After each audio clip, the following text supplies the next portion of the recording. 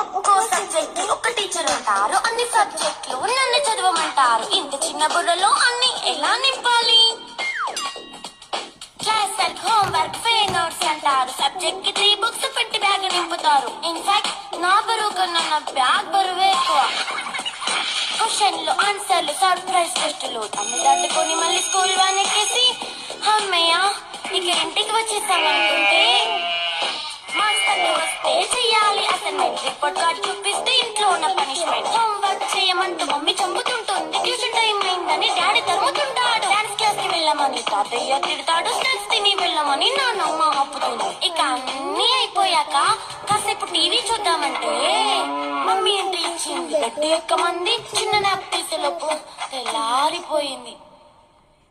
అయ్యో మళ్ళీ మొదలు ఈ స్కూల్ కష్టాలు, ఇక మళ్ళీ మొదలు